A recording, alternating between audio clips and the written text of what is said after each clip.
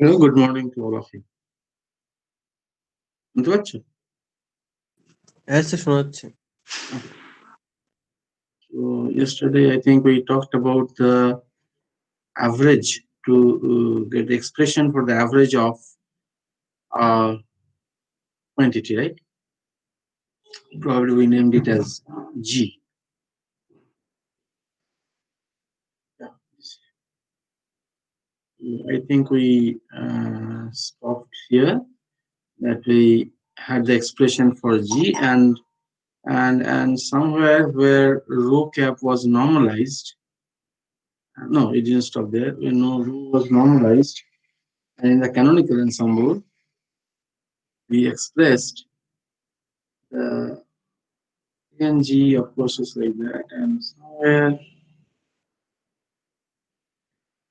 yeah, row cap is, itself is this, that is, we have already normalized, and that's why if you take this row cap, then certainly, you can write it in this form, or if it is not normalized, then you can write it in this form. And do not need to normalize twice, right?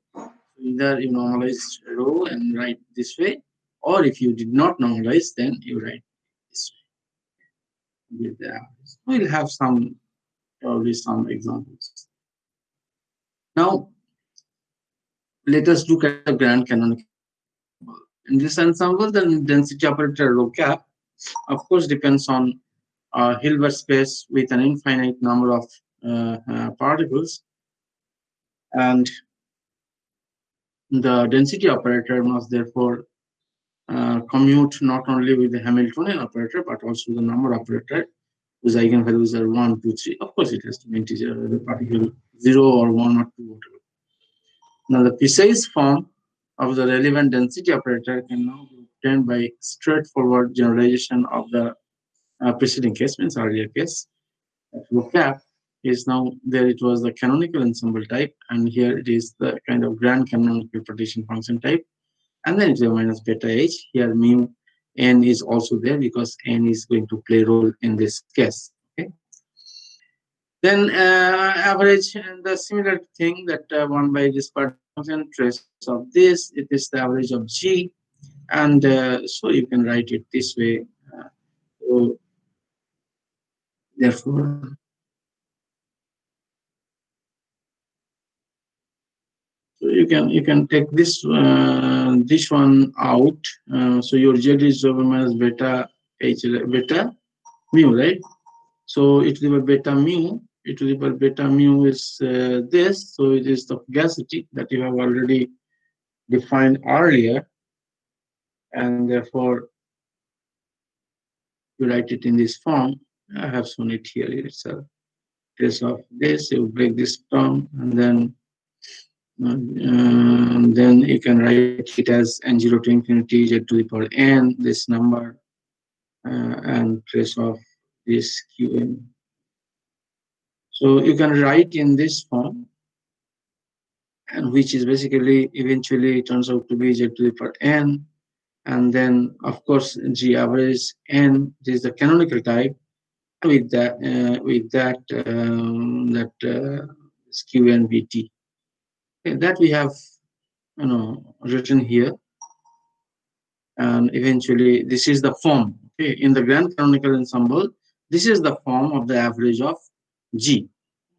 So, now examples. An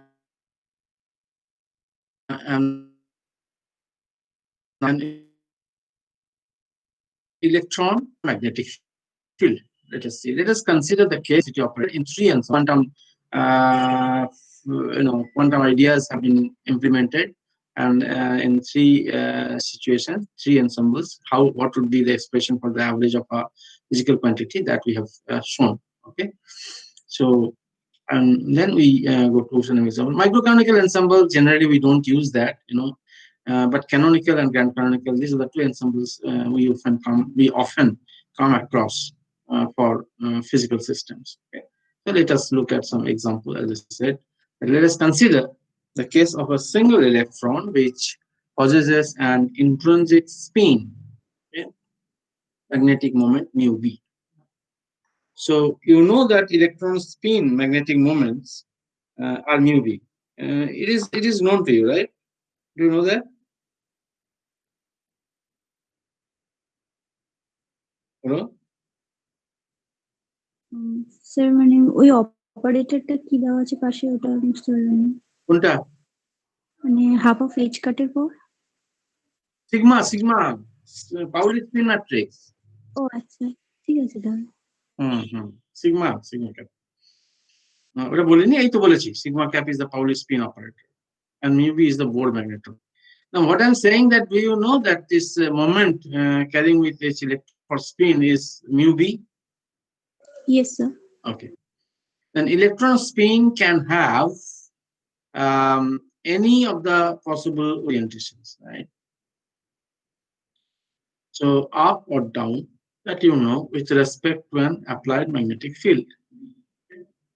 Then you also know that if the applied field is taken to be in the direction of z-axis, the configurational Hamiltonian of the electron spin takes the form minus mu b sigma dot d. This is also known to you, right? Then you can write it in this form sigma dot b in this form because b is applied in the z-axis. Okay, so sigma z bz or b. Okay, sigma z you know 100 minus 1, right? This is simply that. Sigma z is given here. And density operator, you know the form that is e to the power minus beta h cap by trace of this. So what is trace of this? And what is your h? So, okay, can you show me this result? Start from here. Can you do some calculation also? Okay, this is rho cap. Okay, then show me that the mu average is this expression mu b tan hyperbolic this. What is mu b? Mu b is the Bohr magneton, right? So can you please do that? Start from here and try to do that. Achha, did I send you the note? No sir Not yet? Okay, I'm sending right now. So do this calculation. You see, just once you see that rho cap is this, then you have to find this, you have to find this, and then you have to find the average is this one. So mu v trace of rho cap sigma j. Okay.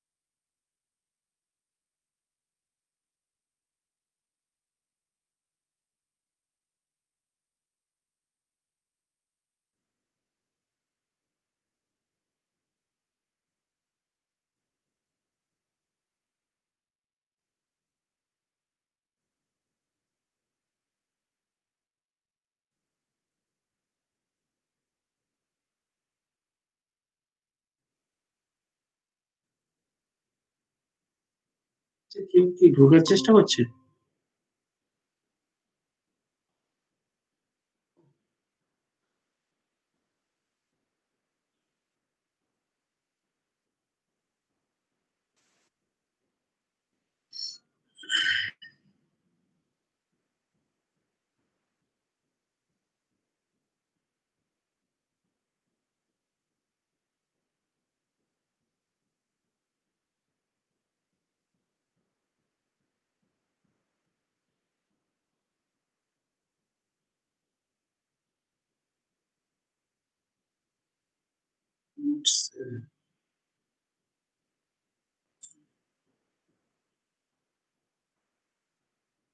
আমি হোয়াটসঅ্যাপে পাঠিয়ে দিচ্ছি। হ্যাঁ, okay sir. ওকে।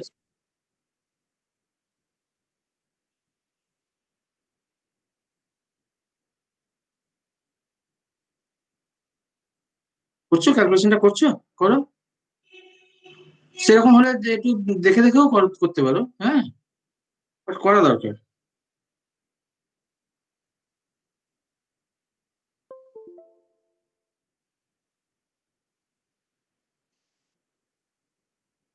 এইচটা মাথায় রাখবে, এইচটা এরকম আছে, তাহলে e to the power minus beta H কিরকম হবে, ডায়াগোনাল আছে এরকম হবে। হ্যাঁ, তারপরে মিউ অ্যাভারেজটা কি হবে, মিউ বি সিগমা জেড, কারণ মিউটা হচ্ছে mu B sigma Z, right, মিউটা। So that is the moment along the direction of the field, mu b sigma z, and that is like this. Sigma z average is trace of this.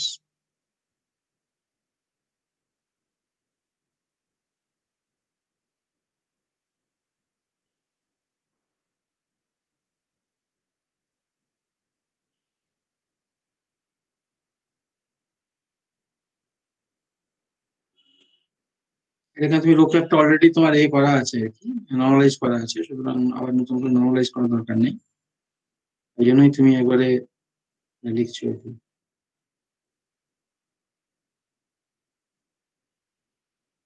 হয়ে গেলে বলবে। হ্যাঁ,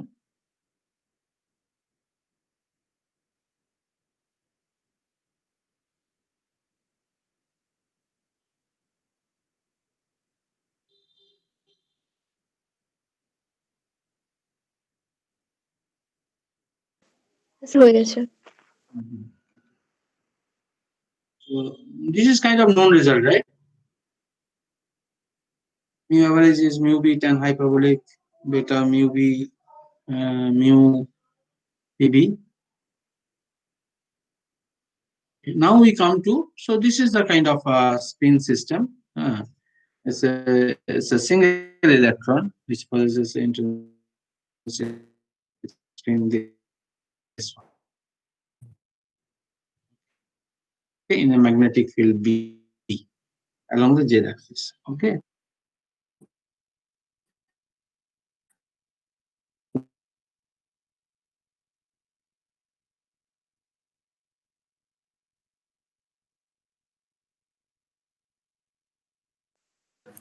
Okay, good. Now you see, consider a free particle in a box. Now we consider the case of a free particle of mass m in a cubical box of length L. Okay. The Hamiltonian of the particle is given by, of course, certainly the kinetic energy, because it is a free particle. So kinetic energy is only the energy in the kinetic energy part is only the part in the Hamiltonian. While the eigenfunction of the Hamiltonian is satisfy the periodic boundary conditions. You know this. The wave functions are given by like this. Okay. K is this. Okay, because you know the for curiosity, you all know this K values, and therefore you can write this in one day at least. You can write like this, and this is the form. Write it. Is I by L. Okay, all these are known. Okay, and then this is n. This is not d. Nx is L by twice pi. N is L by twice pi kx. Now we calculate the canonical density matrix. Okay, so okay, of this system. We shall do this in the coordinate representation. Okay, how do you do that? Now let us see. You see that R. This R means in the spatial wave function in the space. R e to the power minus beta h R prime. Let's see this matrix element. So you can write it in this form, because this is a completeness relation, sum over E, that should be 1. So you can insert it, you know, from quantum mechanics. So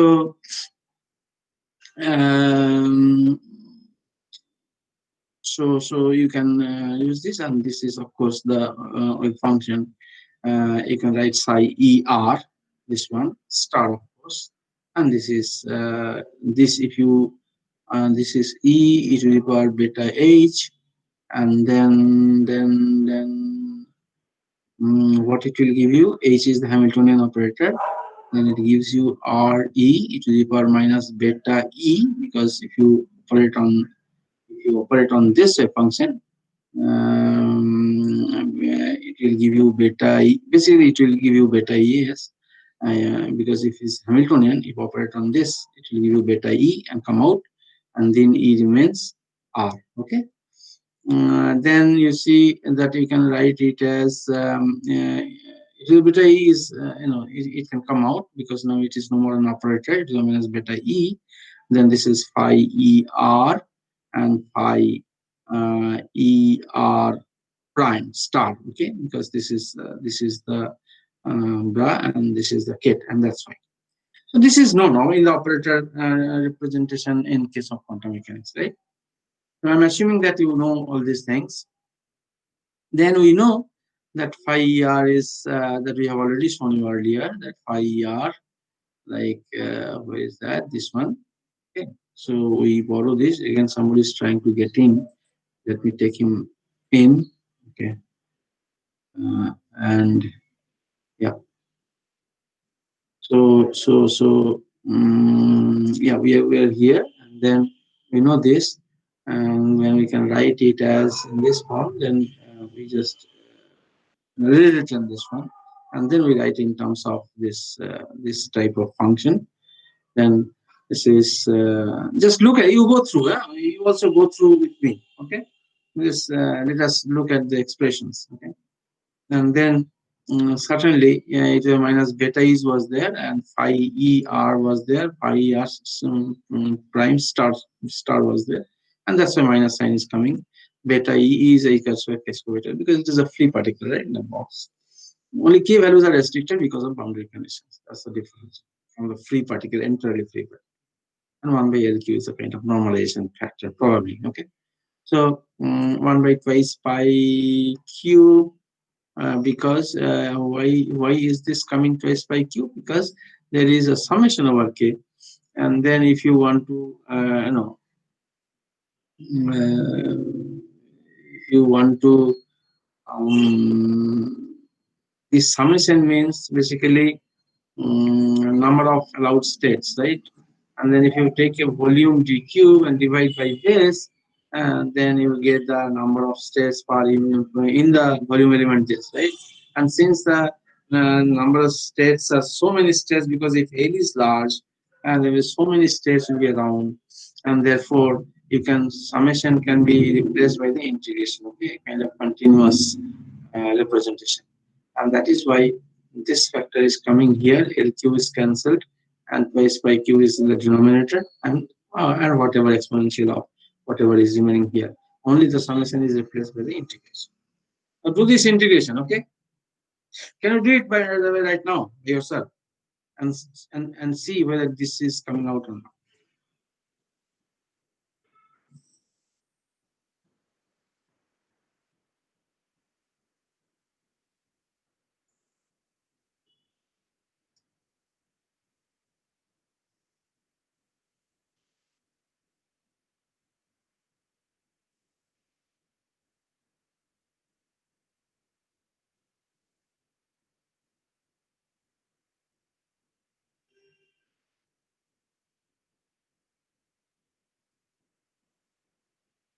আচ্ছা, একটা কথা বলি তোমাদের। Hello, Yes, sir. Mousumi, Biplab and others, তোমাদের final পরীক্ষাতে হ্যাঁ 6টা question থাকবে, you have to answer 4 of them. Okay okay sir.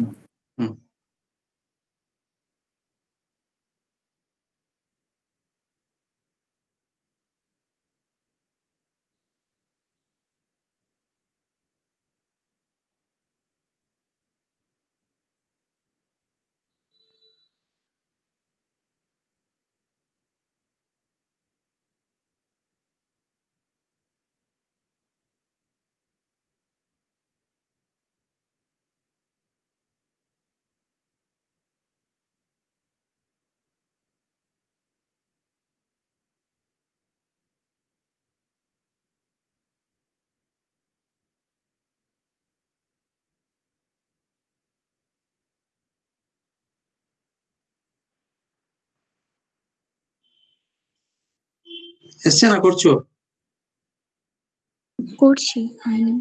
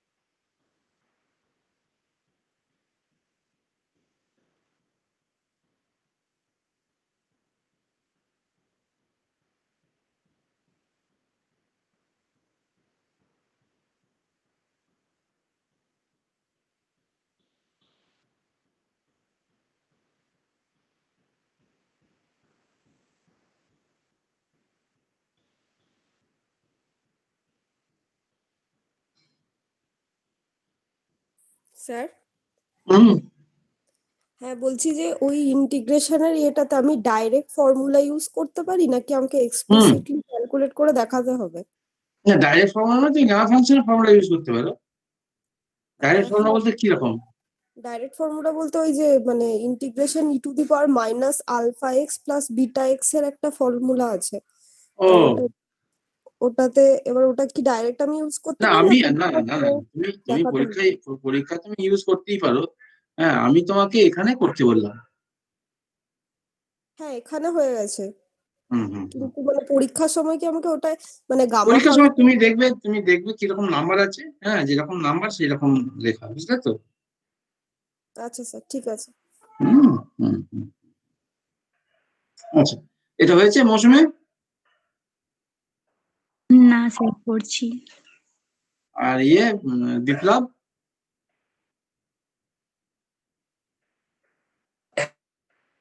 হ্যাঁ স্যার করছি স্যার। এগুলো আজকে লেটে ঢুকলে কেন? এগুলো স্যার দেরি হয়ে গেল স্যার। করে ফেলো, করে ফেলো, করে ফেলো, খুব সোজা করে ফেলো।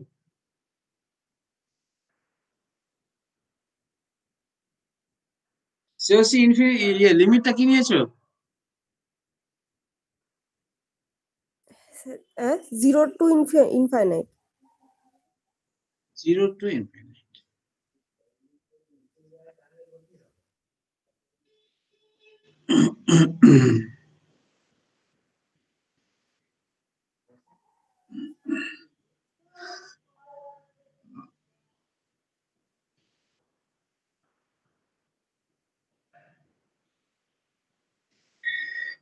হুম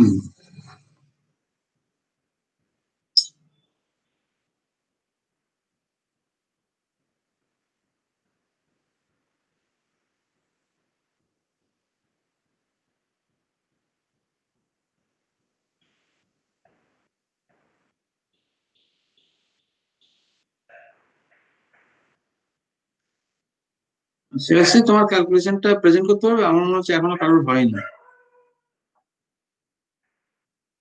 না স্যার, আমি তো ল্যাপটপে ক্লাস করছি। ল্যাপটপে নিলে কেন করা যাবে না? ফোনে স্ক্যান করে ওখানে ঢুকিয়ে দিলেই তো হলো, আমি তো তাই করি। আমি ঠিক ইয়ে করতে পারি না, ফোনের থেকে নিয়ে আবার ল্যাপটপে নিতে হবে। হুম, তোমার ফোন থেকে তো ইমেলে অ্যাটাচমেন্ট হিসেবে চলে যাবে, তো স্ক্যানার আছে তো ফোনে। হ্যাঁ স্যার, আমি ঠিক ইয়ে করতে পারি না। আরে তুমি এত স্মার্ট, তুমি করতে পারছো না? তুমি আইপিএস, আইএএস তোমার কত দূর প্রিপারেশন? তোমার পাচ্ছে না এখন নাকি?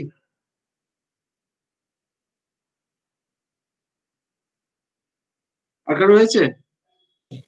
হ্যাঁ স্যার হয়েছে। এই দেখাও না একটু। সে কি করে প্রেজেন্ট করবো ফোনে? কে বলছি বলো তো? গলাটা বুঝতে পারলাম না। সমাজশ্রী স্যার। সংস্কৃত। হ্যাঁ, ফোনে প্রেজেন্ট করো, ফোনে যদি করে থাকো। হ্যাঁ, জাস্ট ফটো তুলে করো না, অসুবিধা কি আছে?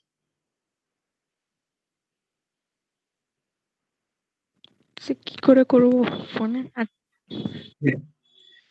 তুমি ফোনে ক্লাস করছো না ল্যাপটপে করছো? ফোনে স্যার। কেন, একটা ল্যাপটপে ক্লাস করলে তো ভালো হয় নাকি, যে বড় দেখা যায়, ফোনে অসুবিধা হয় না? না ল্যাপটপ নেই তোমার কাছে? স্যার এই মুহূর্তে নেই, এই মুহূর্তে বাড়িতে নেই, তাই নেই। মানে আহ, এখন ল্যাপটপ। ফোনে ফোনে অসুবিধা হয় না ছোট্ট? স্যার আমি এখন একটু বোলপুর এসেছি ইউনিভার্সিটি দিয়ে আর কি, ও ও ও ও সেই জন্য। আচ্ছা আচ্ছা আচ্ছা আচ্ছা আচ্ছা। ওকে ওকে। তুমি কি করে করতে হবে বুঝতে পারছো না, তাই তো? তুমি ক্যালকুলেশনটা খাতাকে, তুমি আছো কোথায় তাহলে, হস্টেলে?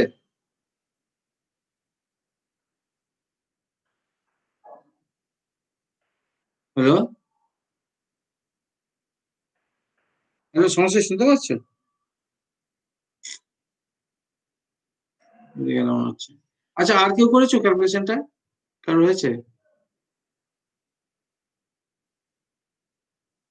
হ্যালো, আমার আবার নেট চলে যেত না। আর কারো হয়েছে? আর কারোর হয়েছে? Hello, hello. হ্যাঁ স্যার, আমার হয়নি, এবার জানি না বাকিদের। হয় না? হয়েছে?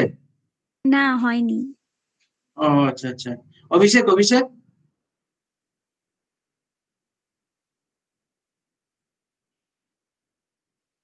অভিষেক, নন্দিনী।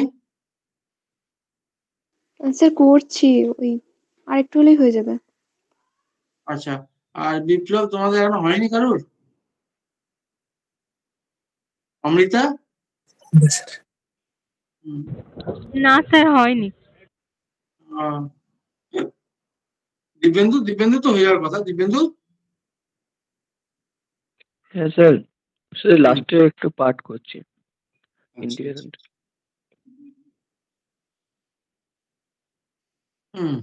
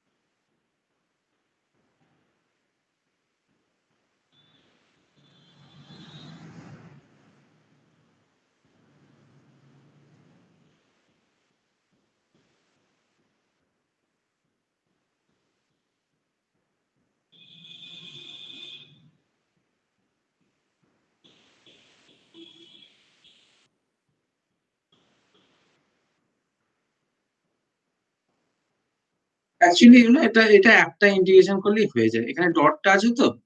হ্যাঁ, তুমি যদি একটা এক্স কম্পোনেন্টের ইন্টিগ্রেশনটা করো, হ্যাঁ, তাহলে ওইটা 3 টাইমস মাল্টিপ্লাই করে দিলেই হয়ে যাবে 3 বার। হ্যাঁ, আমি জানি না তোমরা কোসাইন ফোসাইন করে করছো না কি করছো। আচ্ছা শ্রেয়সী, তুমি কিভাবে করেছো? কোসাইন ডটটা নিয়ে কোসাইন করে করেছো? না স্যার, এমনি যেমন এক্সপোনেনশিয়ালের ওই উপরের পাওয়ারটাকে সেই স্কোয়ার করে ওরকম করে। হ্যাঁ, কিন্তু এই ডটটার জন্য তো তোমার একটা কোসাইন আসবে না, সেটা কি করলে তুমি?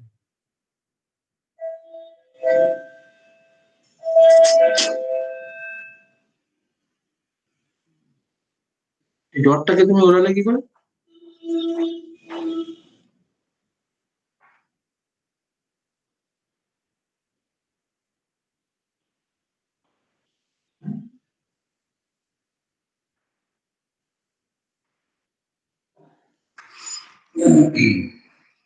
or otherwise মানে অত জটিলতার মধ্যে না গিয়ে what you can do exponential, এটা kx square plus ky square plus kz square, এটা কি হবে kx x minus x prime plus ky y minus y prime plus kz z minus z prime. এবার প্রত্যেকটা এবার dkx dky dkz, এবার প্রত্যেকটা integration 3টে ইন্টিগ্রেশন আলাদা আলাদা হয়ে যাবে। হ্যাঁ, তো একটা করলেই তো অন্যগুলো একই ভ্যালু হবে। হুম, এরকম করেও করতে পারো, তাই না শ্রেয়সী? তুমি যেটা করেছো সেটার মধ্যে তুমি দেখো এটা কিন্তু নাওনি, তাই না?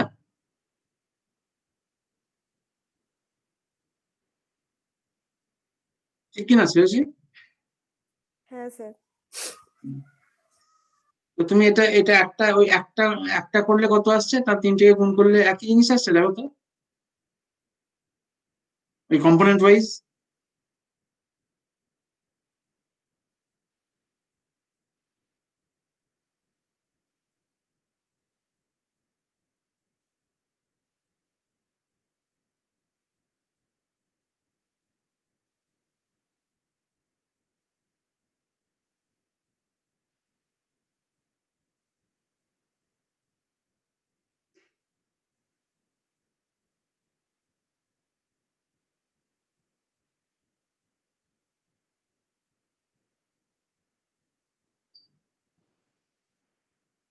তাহলে তোমাকে আমাকে একটা জিনিস বলো তো, তোমার ওই যে তুমি যে ফর্মুলাটা বললে না, ওটা একবার বলবে আমাকে।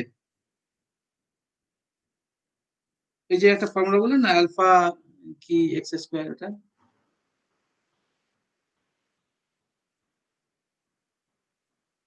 বলছি স্যার, একটু 1 মিনিট দাঁড়ান। হুম হুম হুম হুম হুম।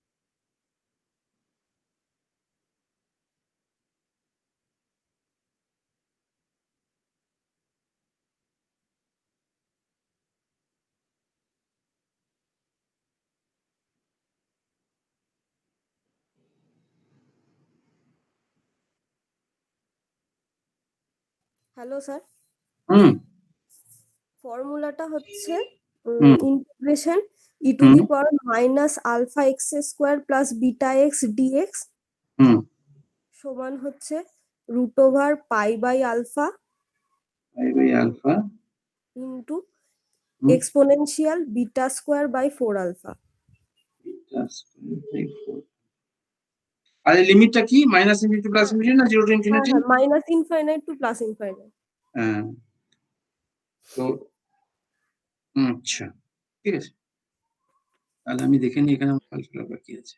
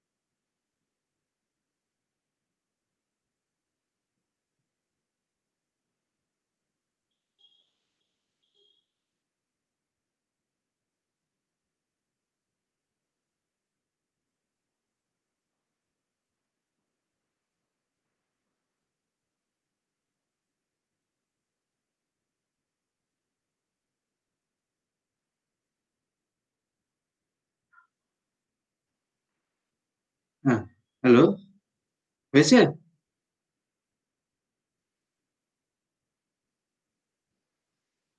আমি তো করলাম, হয়ে তো গেল।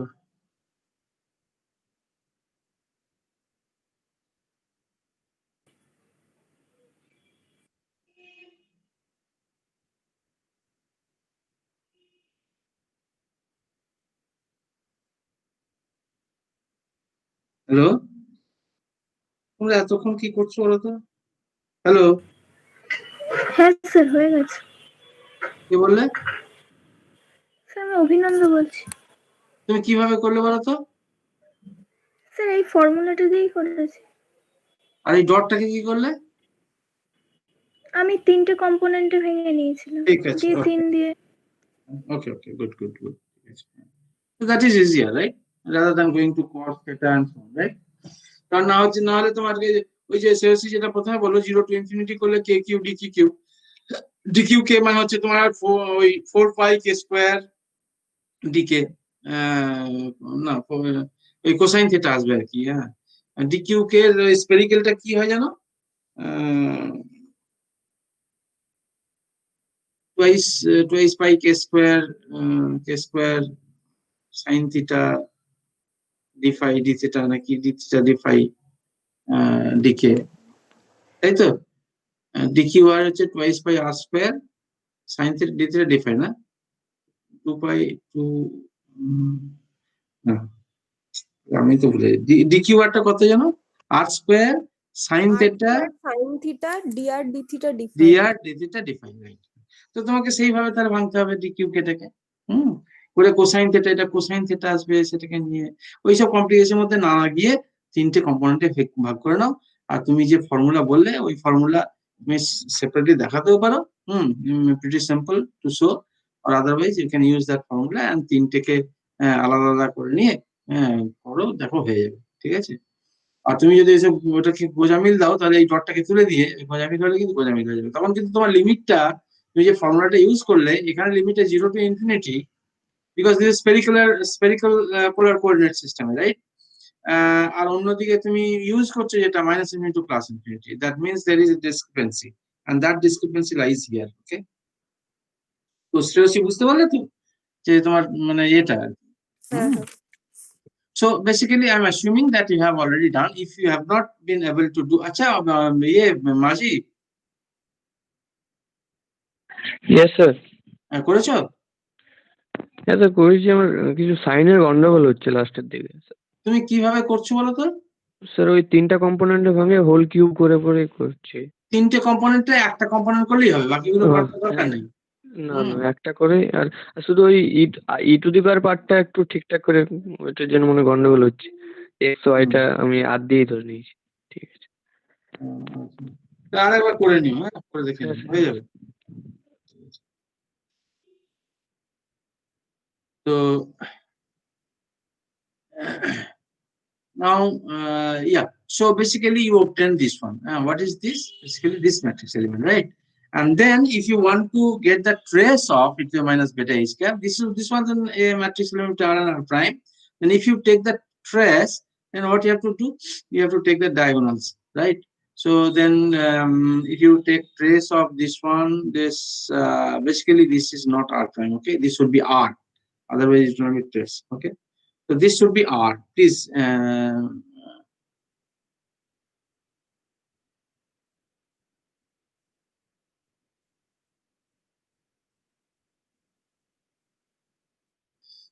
This should be where is that?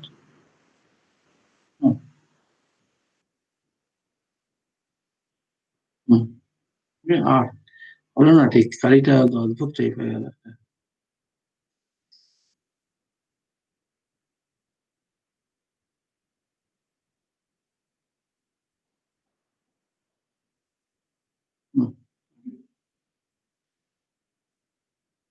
Now you see this is the trace, and then again you have to look at this integration that you have already obtained that in terms of this one, right? That's integration r prime, then you substitute r prime by r, then you obtain this one, and then what would be the value of this integration? And this r 0, right? It was 0 means 1, then you are left with dqr. Dqr is the volume, right? And this is what it is. So what did you find? This trace of e to the power minus beta h is this, and this is indeed the partition function of a single particle confined to a box V. So মনে আছে এটা, this expression?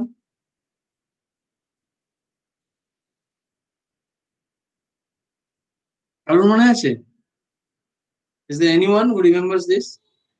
This partition function, some single free particle, particle in a confined in a box. এই রকম টাইপের এটা মনে আছে, তাই তো? এক্সাক্ট এক্সপ্রেশন মনে নেই, তাই তো? মনে নেই। কিন্তু এই টাইপের একটা এক্সপ্রেশন দেখেছিলে, সেটা মনে আছে কি? হ্যাঁ হ্যাঁ হ্যাঁ Okay, that will be sufficient. I don't want that you remember each and every data, okay? But at least you have a picture that this is what we have seen earlier for the partition function of a single particle in a box. Then rho cap is obviously you see to minus beta h cap by trace. We have this formula, and hence so r rho cap r prime. এইটা একটু করো তো, এইটা একটু দেখো তো খাতায়, এটা একটু খাতায় দেখো।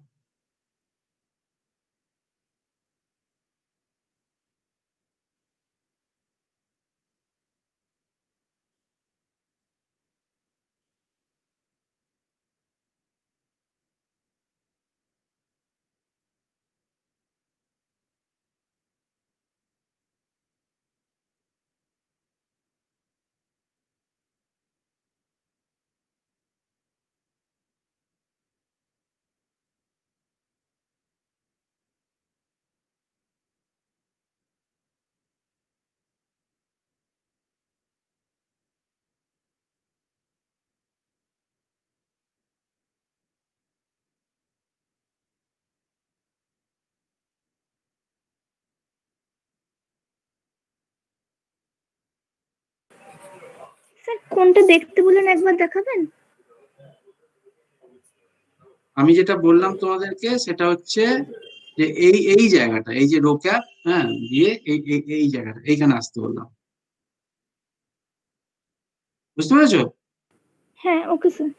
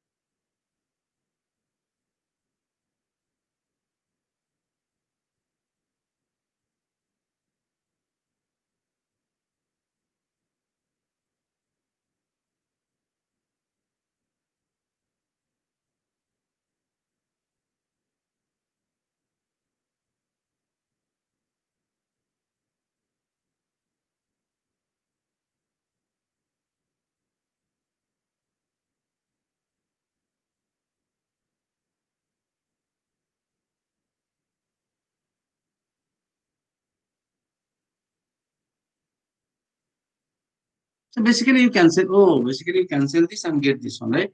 Nothing to do actually. তাই তো মৌসুমী? স্যার আমি মিডিলে কিছু শুনতে পাইনি, আপনি কি কিছু বলছিলেন না? এখনই মানে শুনতে পেলাম।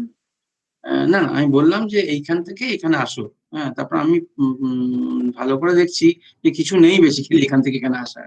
হ্যাঁ, it is simply basically you substitute the values here, because you know this, so you have put these values, and basically here you cancel these two, and eventually you get this expression.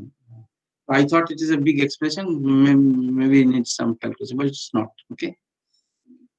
So as expected, the rho r prime, okay, rho r prime is symmetric. Symmetric because r prime is square আছে, তাই তো? So they're symmetric. If you interchange r prime, doesn't matter, right? Symmetric between the states r and r prime. Moreover, the diagonal element r rho r is the probability density of the particle to be in the neighborhood of the point r, right? Now this is independent of r. So look at this, read this, okay? As expected, rho r prime is symmetric between the states r and r prime that we can see. Moreover, diagonal element r rho r prime, যদি r prime সমান হয়ে যায়, তাহলে কি হবে? Is the probability density of the particle to be in the neighborhood of point r, okay? And this is independent of r. কারণ r prime যদি সমান হয়ে যায়, তাহলে it is 1 by v, right? e to the power 0 is 1. So it is independent of r. This implies that all positions in the box are equally likely for a particle, right? এটা বুঝতে পারছো তো? Do you agree with this? Yes sir. So okay, so you agree with this because it is evident from this. If your probability density is independent of r, it is 1 by v is a constant, and it is equally probable for a particle. The particle can be anywhere with equal probability in the box. On the other hand, If you look at the non-diagonal element R prime, this is a measure of the probability of spontaneous transition, right?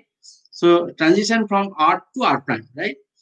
Between the position coordinates R and R prime, and is therefore a measure of the relative intensity of the wave packet associated with the particle at a distance R minus R prime from the center of the packet, right? Which in turn is a measure of the uncertainty involved in locating the position of the particle, which is of the order of h cut by twice mkt. Now it's simply, you have seen that.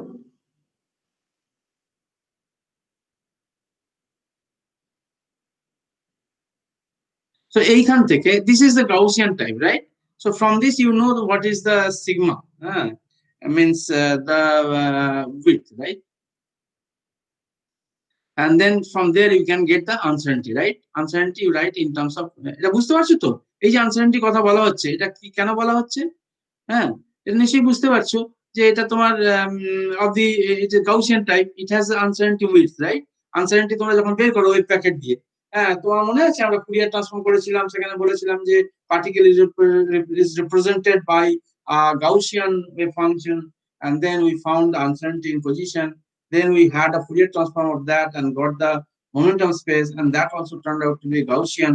And in that, from the Gaussian distribution, we found the uncertainty in K, and then we multiplied them together and found the product of the uncertainties in K and P, and that turned out to be of the order of 1, right?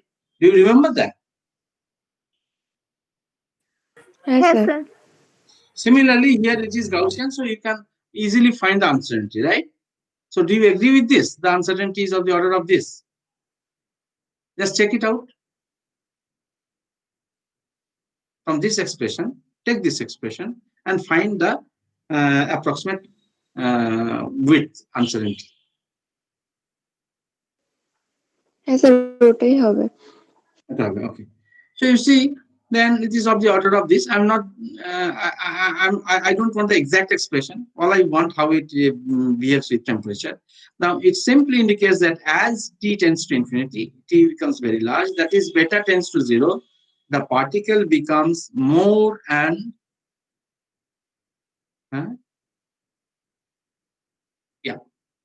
right. As t tends to infinity, beta is of course 0, 1 by kt, the particle becomes more and more localized and approaches the classical picture where the profile approaches a delta function, right? And this is true, right? Because you see the width, the uncertainty is decreasing as temperature is increasing. So this is tending to 0, right? It's becoming very, that means as if it is approaching, the Gaussian is approaching a delta function. That means particle, you can precisely point out the particle. There is no uncertainty anymore. Okay, then it is going over to the classical picture. That is what we want to say. So here, or remark here. Do you agree with that? Yes, sir. Okay. Finally, determine the expectation value of the Hamiltonian. Okay, let us look at the Hamiltonian. This is trace of rho cap h cap is this, and if you do this integration, can you do this integration again and get this value? Okay, let me tell you the end result, and then probably you can do this integration. So if you do this integration, it will be in this form, and eventually at r equals to r prime, if you put these values, then you get 3 by 2 kt. And this is also again a known result, right? This is the average energy for free particle, right? 3 by 2 kt. And then h average, I mean, anyway, otherwise means other way also you can do that, trace of this by trace of this, and then minus del beta, again that kind of technique, del beta of this, and then you know the trace of it minus beta h is known to you, you have done it. The kind of partition function for a single particle, and then del beta it is 3 by 2 kb, 3 by 2 kt. Okay, so you get the I mean result, right? 3 by 2 kt. So you can do this integration by yourself. Okay, probably will take long time. So you do it at home. Now let me go over to another system. Okay, another system we consider the case of a linear harmonic oscillator. So we consider spin system, single pin spin system, single particle with electron spin, and then we consider the classical, I mean the particle enclosed in a box, and then we had so that was a delocalized one, and now we consider harmonic oscillator, which is kind of a localized one. Now we consider the case of a linear harmonic oscillator where the Hamiltonian is given by this. Okay, generally we use d2 dx2, but here it is written as q. I have again I'm repeating that religiously I'm following the here and its notation. Okay, so it will be easier for you also to follow. Now the eigenvalues of the Hamiltonian are En is n plus half h cut omega and 0, 1, 2, 3 and so on. Okay, these are known. The corresponding eigenfunction is also known. This xi is kind of transformation of coordinate. I think these things you have done while working with the harmonic oscillator problem. And Hn is the xi. What are these functions called? Harmonic. Yes, sir. So this is this form that you have already seen. And matrix element of the operator minus beta, of course, q, this q prime, and then this is the completeness relation we sandwich between, and then eventually you get this phi and q is a minus beta en, as usual as we have done earlier, and then you put the phi wave functions. This phi and wave functions are like this. Use all properties of harmonic polynomials, and eventually you will obtain. If you, as I said, it's difficult to evaluate the sum. However, the final result is like this. If you will obtain this element, matrix element like this, this is the expression. Okay, so take this expression. Okay, now once you take this expression, and if you can do this sum over this, you may try on this. But that eventually you must obtain this expression. Okay? This is I stored as equation A. Okay. Now see, trace of e to the power minus beta h is, of course, you have to integrate over q, and q primes will be replaced by q. Okay. Then if you do this here, this will be 0, right? You'll be left with this. And eventually you will have this. So this term will be there. This is of course there. This will be 0. And you are left with this, and if you do this again, this integration, and then eventually we'll have this kind of stuff, and basically this finally, indeed a partition function. When you work with the quantum oscillators, then you had the partition function like this. So basically trace of e to the minus beta h cap is this. Now at the same time, let's find the probability density of the oscillator coordinate to be in the vicinity of a particular value q. Okay, that is given by this q rho prime q, and this rho cap. You know that is the form trace, and therefore you will take this integration here. And if you already know this value, so put this value and this one. The order of this, that's also you have obtained here like this. So you just put these values and you get this. Okay.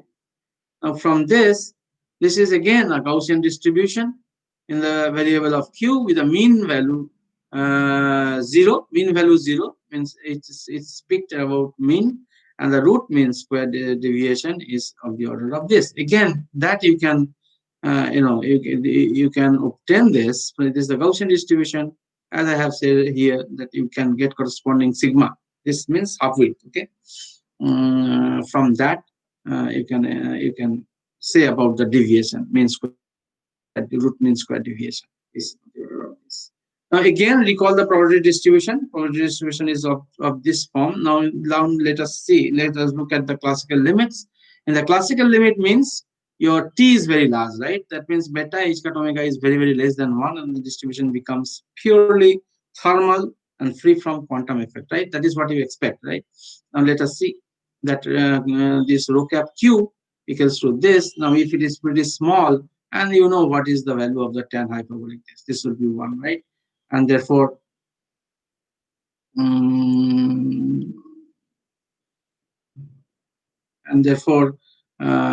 you get the expression like this. It's omega square. Somewhere I missed some omega square. Let me check it out. Okay, somewhere probably I missed omega square, or this should be omega, whatever. Yeah, it should be omega probably. Okay, mistake. Just check it out, and then it will for this, and there the dispersion is of the order. So this is temperature dependent. Okay, so it becomes that is what the that is what result distribution becomes purely thermal and free from quantum effect. Okay. Now, at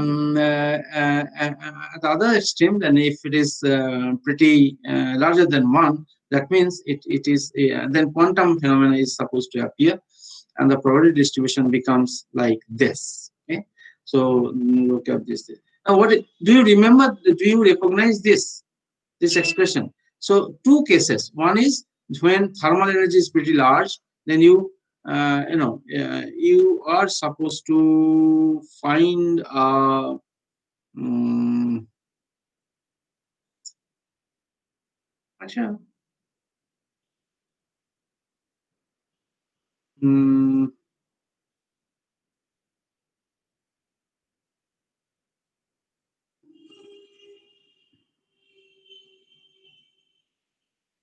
thermal effect is very prominent, but in this case, when beta h cut omega is pretty large, that means h cut omega is larger than kVt.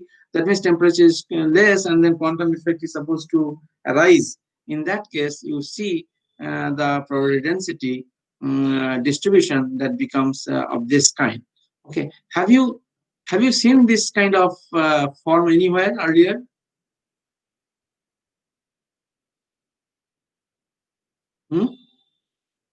Abhishek?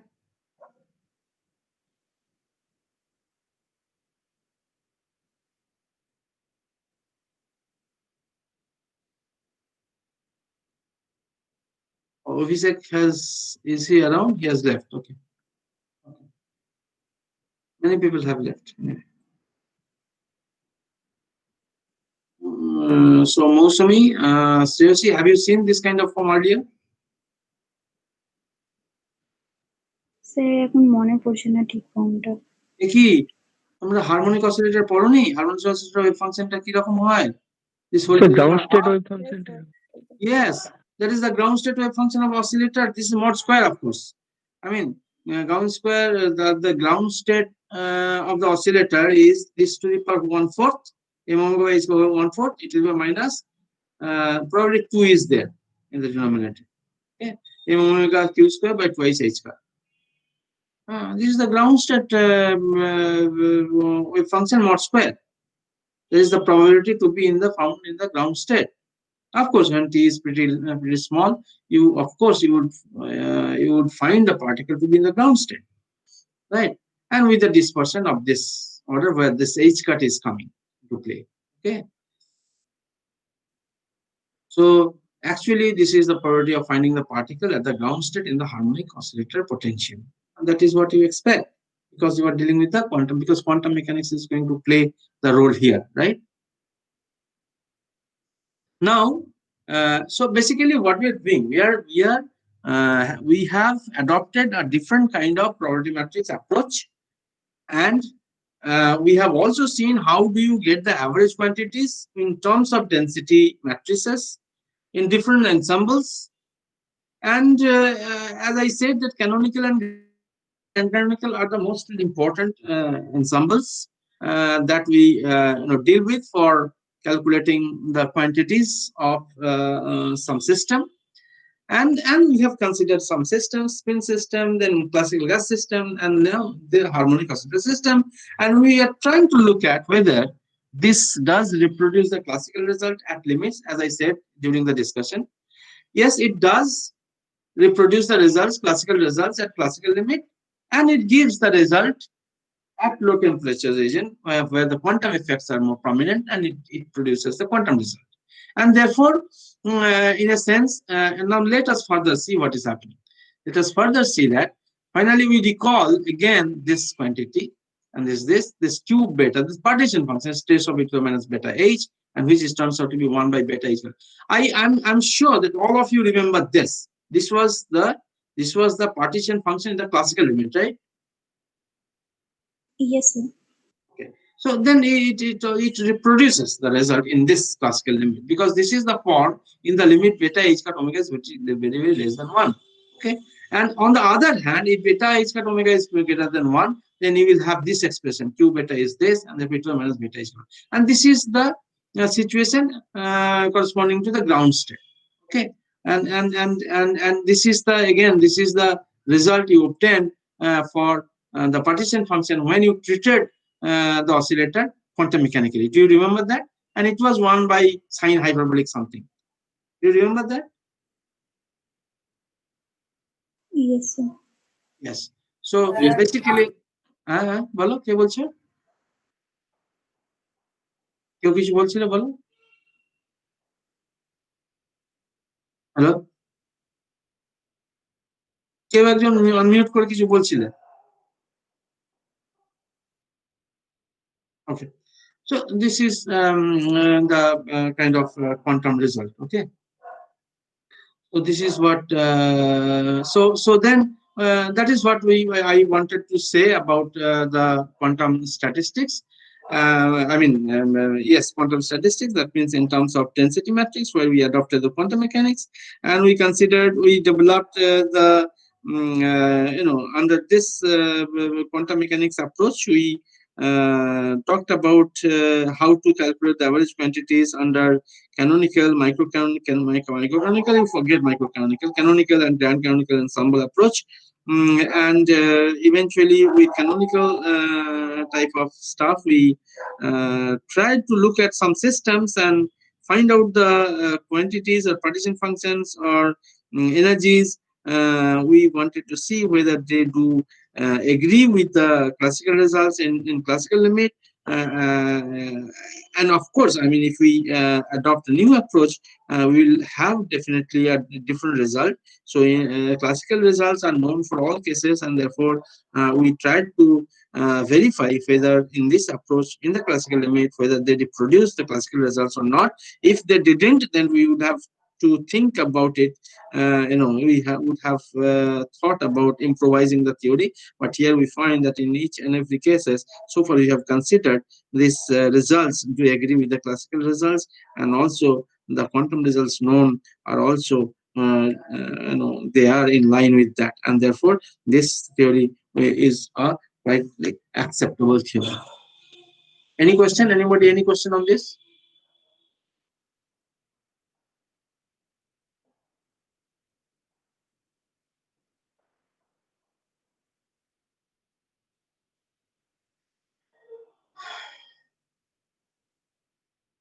Sir বলছি আমাদের density matrix করে মানে সুবিধাটা কি হয় একটু বলবেন? ওই যে তোমার কোয়ান্টাম ক্যালকুলেশন গুলো ক্লাসিক্যাল ক্যালকুলেশন পুরো তুমি যেমন ধরো এতে করতে আর কি, ধরো ব্ল্যাক বডি রেডিয়েশন, হ্যাঁ, সেখানে তোমার প্ল্যাঙ্ক থিওরি করে লাভটা কি হলো, you can get the intercept. Okay, Rayleigh Jeans করলে কি হতো, শুধুমাত্র একটা সাইডে পেত। হ্যাঁ, এবং এই অ্যাপ্রোচটা অনেক ইজি অ্যাপ্রোচ, হ্যাঁ, অনেক সুবিধে। প্রথমত তুমি কোয়ান্টাম মেকানিক্যাল, কোয়ান্টাম স্ট্যাটিস্টিক্স, হ্যাঁ, তুমি কোয়ান্টাম মেকানিক্স কে অ্যাডপ্ট করছো ডেনসিটি ম্যাট্রিক্স দিয়ে, ওয়েভ ফাংশন অপারেটর দিয়ে। হ্যাঁ, so basically anything you do at this stage to understand the entire system, and you have to adopt quantum mechanics, right? You have to work with the operators and wave functions, and that is what we have done here. Okay, sir. Okay, next let us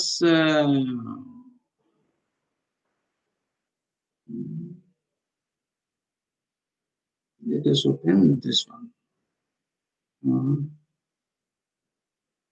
Okay, now let us talk about the system of identical particles. Okay, system of identical particles.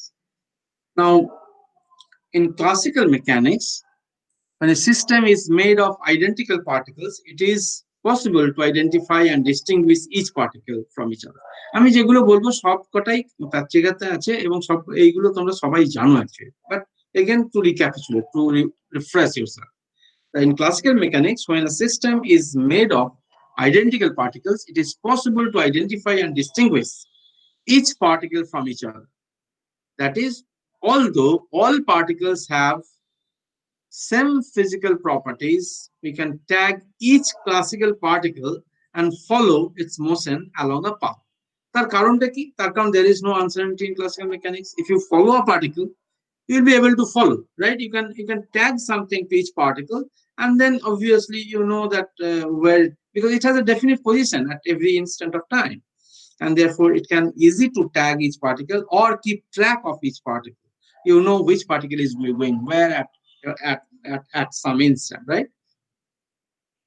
Now, so, or you can say each particle can be colored differently from the rest. Hence, we can follow the trajectory of each particle separately at each time. Now, identical particles, therefore, do not lose their identity. They are distinguishable. That is what you consider in classical mechanics. Okay. Now, in quantum mechanics, however, identical particles are truly indistinguishable. The underlying basis for this is twofold. One, there exists no mechanism to tag the particles as in classical mechanics.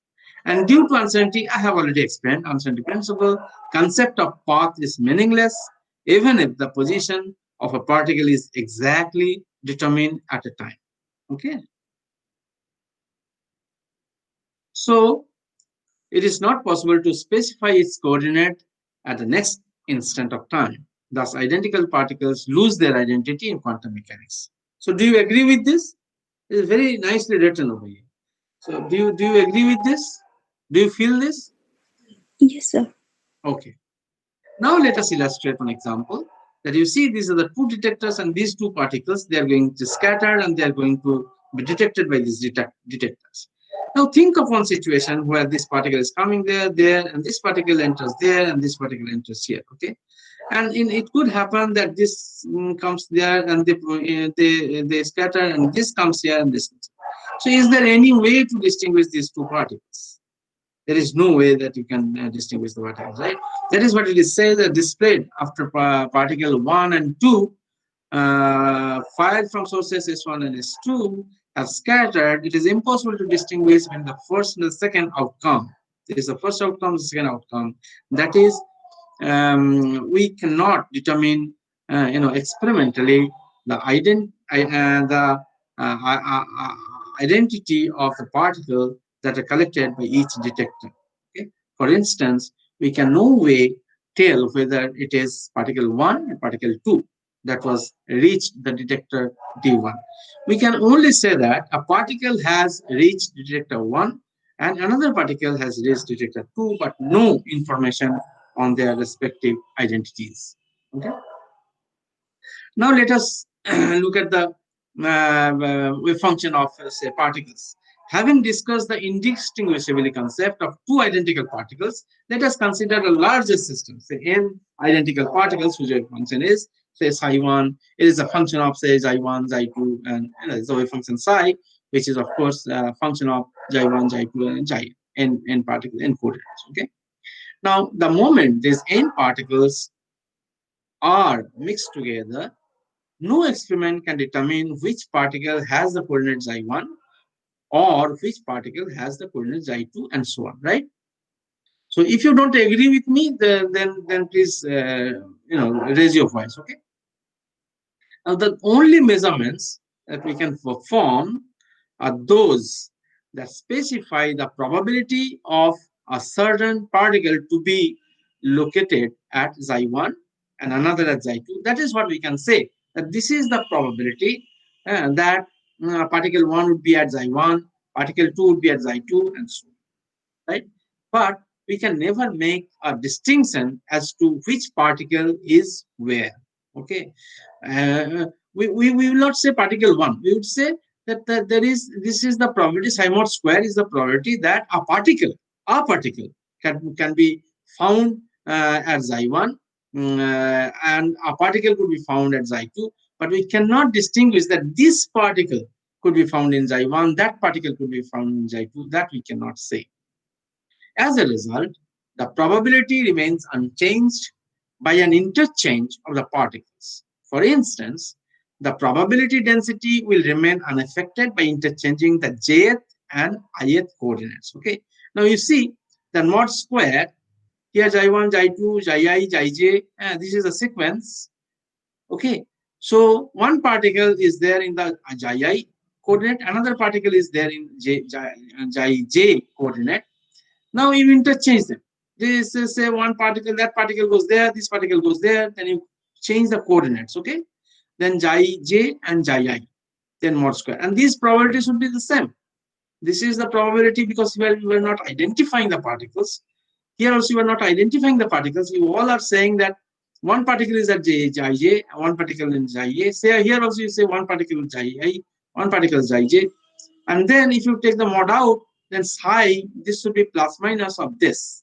That means the wave function of a system of n particles, identical particles, either symmetric or anti-symmetric under the interchange of the pair of particles. Okay, from there the symmetry and anti-symmetry comes. Now then particles described by symmetric functions are called bosons, and the particles described by anti-symmetric functions are called fermions. So do you agree with this up to this? Yes, sir. Yes, sir. Okay. Okay. Now, system of identical non-interacting particles. Let us look further. In case of a system of n non-interacting identical particles, where all particles have the same mass, okay? All are identical particles, so all have the same mass and experience the same potential, okay? Vi, and therefore we remove this I suffix, so V xi I.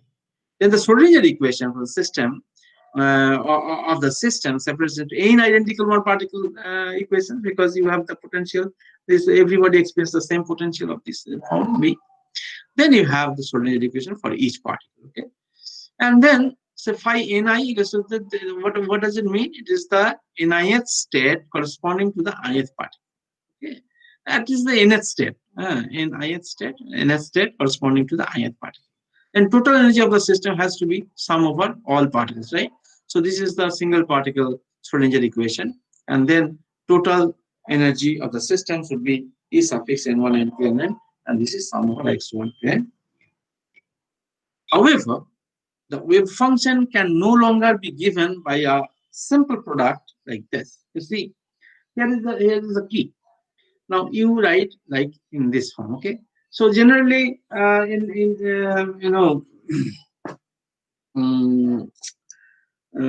what should I say? I mean, as long as this Pauli exclusion principle and exchange, these are not taken into account, so you can write. This is kind of a classical type of writing wave function because here you identify each particle.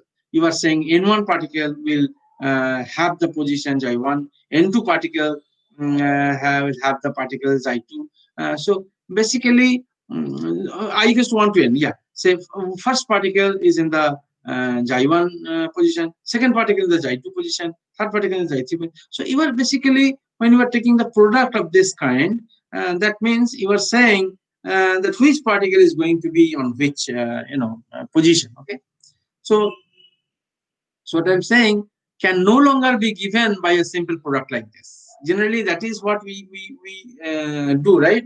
We take the product of the wave functions. But here, you cannot do this for identical particles. The wave function can no longer be given by a simple product like this. Why? The first reason is, if the wave function is given by such a product, it would imply the particle 1 is in the state phi n1, particle 2 is in the state phi n2, and so on. That is what I just mentioned regarding positions. Okay. Thus, of course, this of course makes no sense, since all we know is that the probability of finding a particle in xi1, another at xi2 is psi this mod square, right? As we explained a bit ago. So there is no way to tell which particle is in which state. Second reason is the wave function of a system of the identical particles given by this. If you take the product, then it has no definite parity, which is mandatory requirement for a system of n particles. The whole wave function has to be either symmetric or anti-symmetric. এটা বুঝতে পারলে? আরেকবার বলুন এটা। What I'm saying that generally we have a tendency to write the wave function. These are the single particle equations, right? N particles for the single particles for equation. Therefore, n particles you will have n such equations in solutions, right? And then you are taking the total wave function as a product of all these wave functions. That is what you cannot do. I'm saying that is what you cannot do because particles are indistinguishable. They are identical particles, and therefore you lose. Here you bring in the identity because you are saying the first particle, the particle number 1 will be in this state, particle number 2 will be in this state, particle number 3 in this state. That you cannot do because you have already identified particle 1, particle 2, particle 3. There is the first particle equation, second particle equation, third particle equation. So you have identified the particle. So that all you can say, this is the probability that particle will be there in this coordinate, particle, another particle will be there in this coordinate. That is what you can say as we discussed, but you cannot dictate that for the first particle will be in this state, second particle will be in this state, and so on. Okay, that you cannot because particles are identical, and therefore you cannot distinguish which particle is in which state. Okay, and second one, if you take the product, then you see there is no way you can have the parity, right? Because as we have already explained earlier, in terms of this, we have already explained earlier here that it has to be the symmetric or anti-symmetric. So that information is lost if you consider the function like this.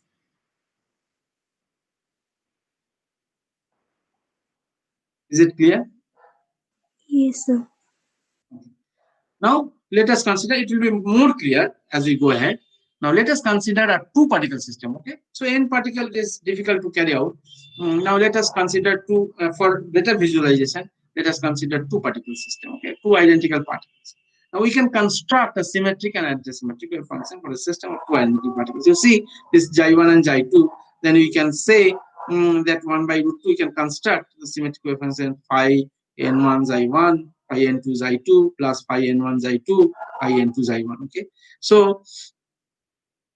the xi1 xi2 both, you do not distinguish, you do not tag each particle, right?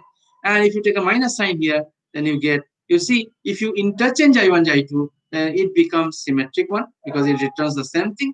But if you interchange xi1 xi2, then you see you get a minus sign, right? And therefore this is the anti-symmetric wave function. Now if you make n1 equals to n2, then the symmetric function is this, n1 equals to n2, then psi s is this. But psi a, if you make n1 equals to n2, this both n, then this becomes 0, right? Psi a is 0. And this again reflects the Pauli exclusion principle that no two fermions, because if they are fermion, then the system total wave function, the total wave function is anti-symmetric, right? So the two particles cannot occupy the same state. In that case, the wave function is 0. This clearly tells you that the system described by anti-symmetric wave function cannot accommodate more than one particle in a state. That is the fermionic system, is the Pauli exclusion principle. বুঝতে পারলে? Yes, sir. So on the other hand, the system described with a symmetric wave function can accommodate more than one particle. In fact, no restriction on the occupation of numbers for bosonic systems. Okay. কারণ এখানে কোনো ব্যাপারই না, মানে n1 n2 হলে this is okay, there is no problem, right? But it is 0. So if the so if they are fermionic systems, then the you cannot have two particles cannot be accommodated in the same state. Now you can write in this form, in the determinant form. This is the Slater determinant. This is called Slater determinant. Have you heard of this Slater determinant?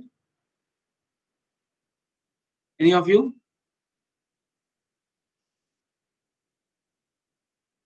আমি শুনি। হ্যাঁ, কেউ না? Sir স্লেটার decomposition শুনেছি, এই ডিটারমিনেন্টটা শুনিনি। আচ্ছা, তোমাদের কনডেন্স ম্যাটারের তোমাদের কে নিয়েছো স্পেশাল? স্যার আমার আছে। দিবেন্দু হ্যাঁ স্যার। তুমি তো শুনে থাকবে বোধহয়। না স্যার, স্ল্যাটার ডিটারমিনেন্ট এরকম নামটা শুনিনি স্যার, আচ্ছা এরকম ডিটারমিনেন্টটা দেখেছি। আচ্ছা আচ্ছা আচ্ছা আচ্ছা। So this is the anti-symmetric wave function, because you see this determinant this minus this, you can understand. So this way, for the three particle system, you can write the symmetric wave function like this, but the convenient way of writing the anti. So you see, so basically you have the permutations among these I1, I2, I3, right? So you can get the 6 terms. And since this is symmetric, so you can add all these things, and if you interchange, doesn't matter. Now, here, how do you get the anti-symmetric wave function? This is sum over p, and this is kind of exchange, okay? So J1, J2 you interchange. If you do 2 times, then it will be power 2. If you do 1 time, it will be to the power 1, okay? Minus 1 to the power p. P means how many times you are interchanging them, okay? So this way you can add all the terms, then you will see you will have all these terms eventually, but with some half of them with minus sign. But in some cases you will have one interchange, and in some cases in some cases you will have twice interchange, and therefore or no interchange, okay? So and therefore you will have this kind of determinant, okay? And then you can expand it in for an n particle system, okay? This is a 3 particle anti-symmetric wave function. This is the convenient of writing, and this is for the n particle system. This is the way of writing the stated determinant anti-symmetric wave function. Now how do we count the distinct states in case the particles are distinguishable, or it is bosons or fermions and they're identical particles, okay? So one is distinguishable, and on the other bosons or fermions and they're identical particles. So for simplicity, let us consider 3 I'm giving an example, okay? Now let us consider non-interacting particles, identical particles, in an infinite square well potential, okay? It's just an example, illustration. Now let's say total energy E is EA, particle A, EV, particle B, EC, particle C, okay? Like that. So 1D or I mean, yeah, this is 3 particles in 1D, okay? Now Na, Nb, Nc are the positive integers. You know that for particle in a box, you only allow the positive integers, right? And now let us suppose you are given the state, for the sake of argument, whatever, that E that is given is this. This is the value of E, okay, for the system. That is what is given, okay? This is a 3 particle system, and the potential under which these particles are subjected to are infinite square potential, 1-dimensional, and the energy is this, okay? So the question I'm asking, how do we count the distinct states, okay? States, stress on that states, okay? Now the system is 3 particle system, and they are in 1-dimensional infinite square potential, and given that, let's say, sorry, the energy of the system is given like this, okay? Then suddenly, if the energy is this, then ns square plus nb square plus nc square is 363, okay? So this is an example I'm showing, okay? This is not a very underlying theory. I'm just showing an example how to count states for a particular system. Now, you see there are 13 combinations of 3 positive integers, okay? These are positive integers.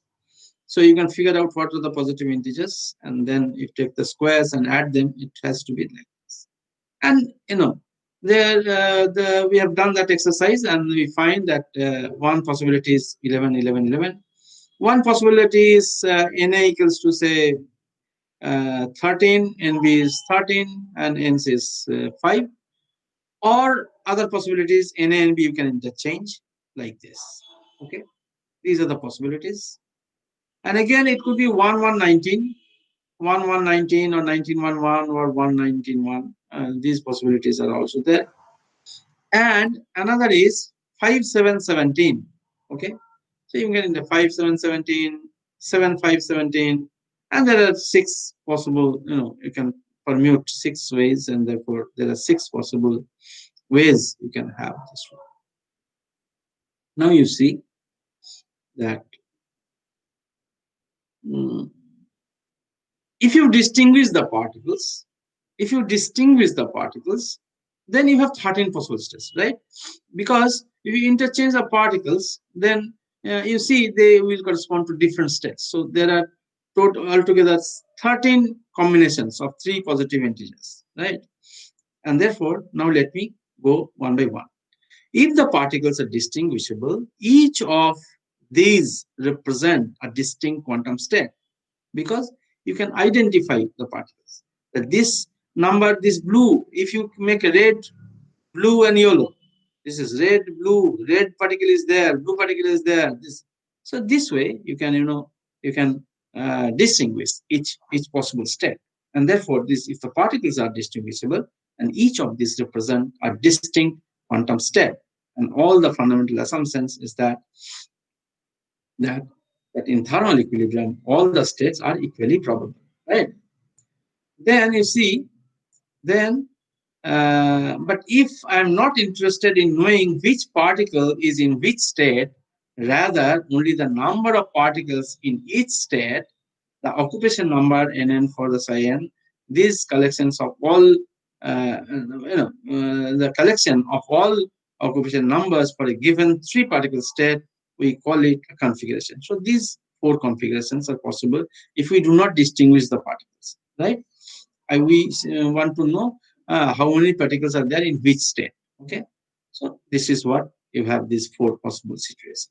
Okay, now if particles are distinguishable, so you understand. So if particles are distinguishable, then you see this 13 possible state. But if you are not represented in, if you are not interested in knowing which particle is in what state, rather only the number of particles in a state, then you see these 4 configurations are possible, right? Now, what I'm saying that in this case, we don't want to distinguish each particle. We want to know how many particles are there in which state. Okay, then this is the configuration. This 3, probably this is the 11th state. 1, 2, 3, 4, 5, 6, 7, 8, 9, 10, 11. At the 11th state, there are 3 particles are there. Okay, and there is another situation where 5th energy state is occupied 1 particle, and 13th position, 13th energy level is occupied by 2 particles. Okay, and there is a situation where the first level is occupied 2 particles, and the 19th level is occupied 1 particle, and another is the 5th energy is occupied by a particle, another particle is occupied in the 7th energy level, and another particle is occupied in the 17th energy level. Okay, so there are total 4 configurations you have. Got my point? Yes, sir. Okay. Now, okay, given that, so I think you got some kind of feelings here that this corresponds to the distinguishable, that is the classical one, and this corresponds to probably the Bush kind of stuff. It does not, no,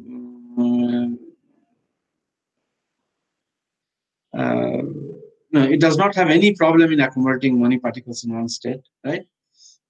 And now, if the particles, now total probability has to be 1, right? Let us see, let us have some more physical insight. Now, if the particles are distinguishable, then 13 states are possible, and each state is equally likely. That we have already said in equilibrium. Then what is the probability that a particle could be found in the state energy state E1? Now, if particles are distinguishable, then what is the, I'm asking the question, what is the probability that a particle could be found in the energy state E1? Now, if you go back to the configurations, if you look at it, I'm asking you, what is the probability if the particles are distinguishable? Then what is the probability that the energy level E1, energy level with energy E1 will be occupied by a particle? Then that should be, you see, there are altogether 13 states, 13 configurations. Among 13, there are 3 where you see first energy is occupied, and therefore it should be 3 by 13. And again, in each of them, you see, there are two-thirds of it is occupied. And therefore, if you want to answer to that question I posed, that it should be 3 by 13. So you pick up the configurations, and in each configuration, there are two-thirds possibility that energy one is occupied. And therefore, this is the probability 213. 2 by 13 is the probability that particle is occupied in the energy level E1. Now I ask you to calculate the probability, because there are how many levels are there occupation? This is first level, fifth level, seventh level. Here I can say first level, fifth level, seventh level, 11th level, 13th level, 17th level, and 19th level. Okay, so many levels are occupied by particles. Can you show me? Can you find the probability of a particle of the particle occupation in each of these states, and then sum them and see whether it becomes 1 or not? Can you do that? Yes, sir. Do it, yeah.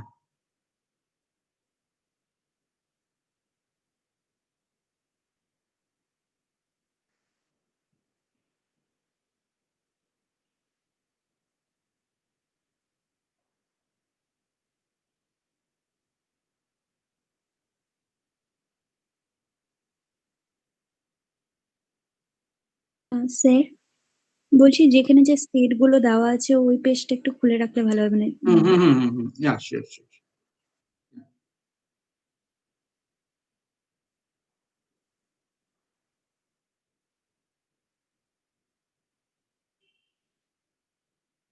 एक minute है.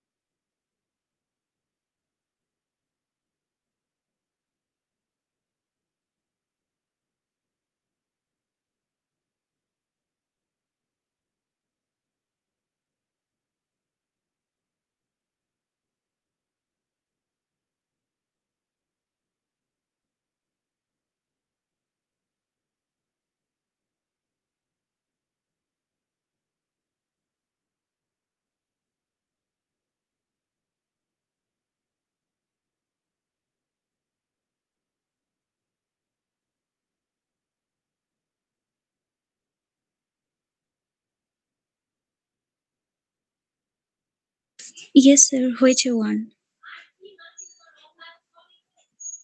ওকে ওকে, আচ্ছা অন্য কেউ? হ্যাঁ sir হয়েছে। Okay, all right. So this is one thing. Another thing, so this is when particles are distinguishable. Okay. Now, if the particles are fermionic in nature, then what is your conclusion? Your conclusion should be that double occupancy is not allowed, and hence double occupancy is not allowed, right? Then what would be the configuration?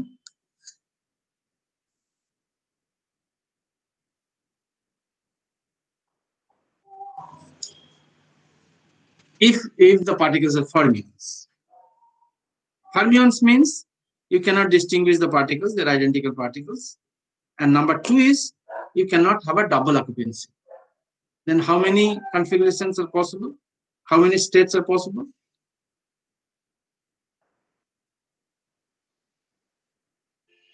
এটা বলতে হবে তোমাদেরকে, আমি ছাড়বো না।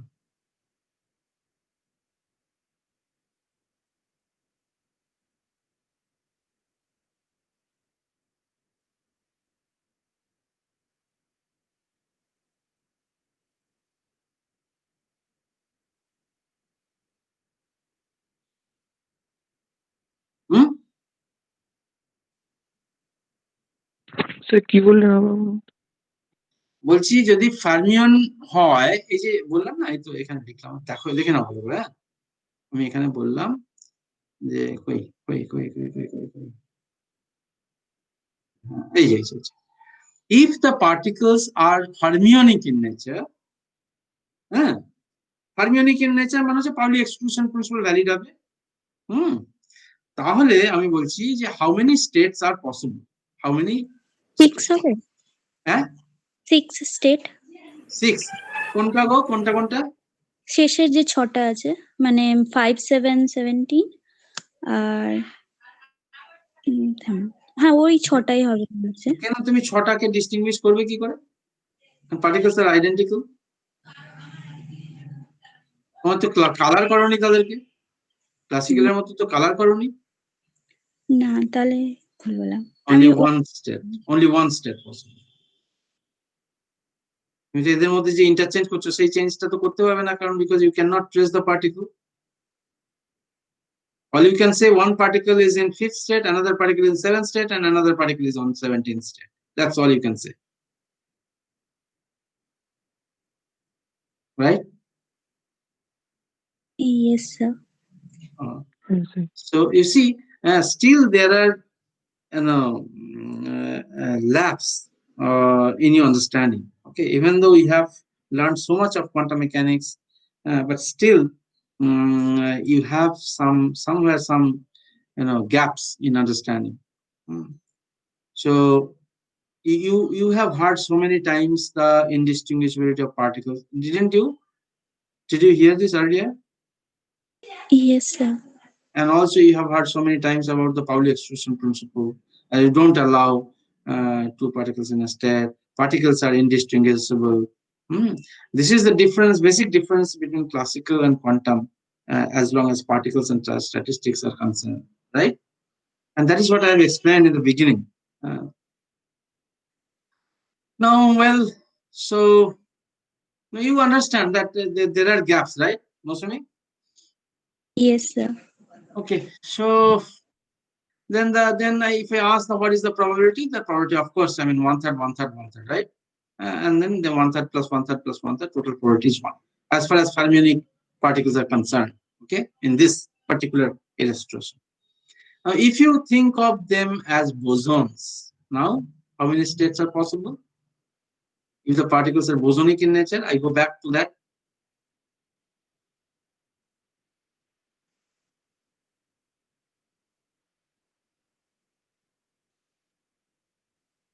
Seriously, are you around? মৌসুমি তো সবসময় answer দিচ্ছে। ও বাবা, হ্যাঁ স্যার আছে। সবাই তো চলে গেছে। শ্রেয়সী, তুমি বলতে পারবে এটা বোজন ট্রিট করলে এটা কটা স্টেট হবে এই কেসটা?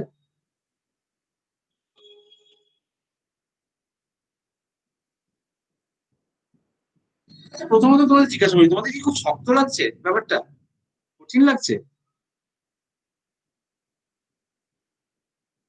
সিরিয়াসলি জাস্ট টেল মি, হ্যাঁ তোমাদের কি শক্ত লাগছে? না স্যার, একবার নিজেকে দেখতে হবে, ভালো মানে নিজে একবার পড়তে হবে, তাহলে আচ্ছা সুবিধা হয়। আচ্ছা আচ্ছা, তুমি একটা জিনিস বলো, ডোন্ট মিউট ইয়োরসেলফ, ওকে? নাও এই যে কনফিগারেশনটা আমি যেটা বললাম ডিস্টিংগুইশেবল ক্ষেত্রে, হ্যাঁ 13টা কনফিগারেশন পসিবল, সেটা বুঝেছো?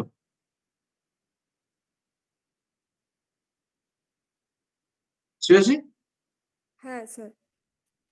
ডোন্ট মিউট ইয়োরসেলফ, হ্যাঁ। নাও যখন বললাম যে ফার্মিয়নের কেস, তখন বললাম যে লজিকটা দিলাম যে ডাবল অকুপেন্সি নট অ্যালাউড, তার মানে এইগুলো কেটে গেল, এইগুলো কেটে গেল ডাবল অকুপেন্সি, কিন্তু ফোর্থ লাইনে হ্যাঁ এগুলো আছে allowed, but you can't distinguish the particles and therefore only one state is possible. সেটা বুঝতে পারলে? হ্যাঁ sir. Okay. Now next, I am asking you, if the particles are treated as bosons, then how many states do you expect? বোসনের ক্ষেত্রে condition গুলো কি আছে বলো?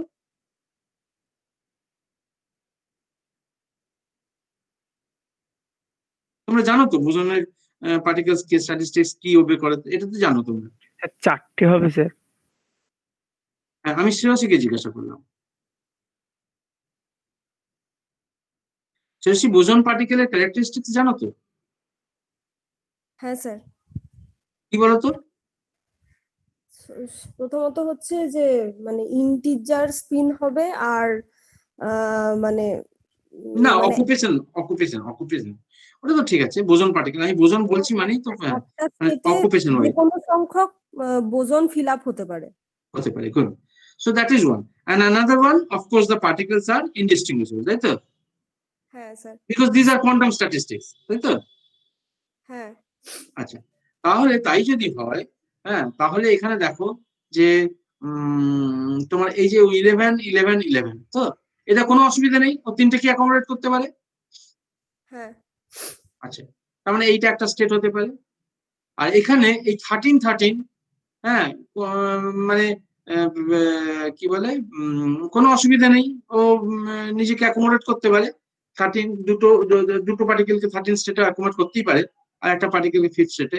কিন্তু এদের মধ্যে ইন্টারচেঞ্জ, যেহেতু ব্ল্যাক ব্লু ইয়েলো কালার নেই নিজেদের মধ্যে, তো এই তিনটেকে আলাদা করেও দেখবে না, তাই তো? হ্যাঁ। তাহলে এইটা একটা স্টেট হতে পারে। সিমিলারলি এইটাও আর একটা স্টেট হতে পারে, যেহেতু ডাবল অকুপেন্সি কোনো ব্যাপার নেই, আর এই তিনটেকে আলাদা করে ব্ল্যাক ব্লু ইয়েলো কালার নেই, সুতরাং আলাদা করে দেখবে না, তো এই তিনটেই মার্জ করে যাবে একটা স্টেটে। সিমিলারলি এই 6টা স্টেটও মার্জ করে যাবে একটা স্টেটে, কারণ এদের মধ্যে ব্ল্যাক ব্লু ইয়েলো কালার তো দেখতে পাবে না। তাহলে টোটাল 4টে স্টেট হলো, বোঝা গেল? হ্যাঁ স্যার।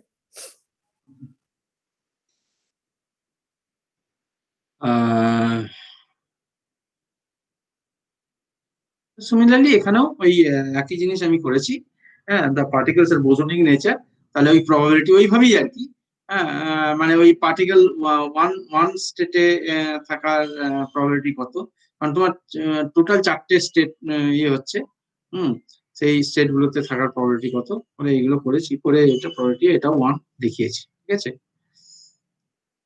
তো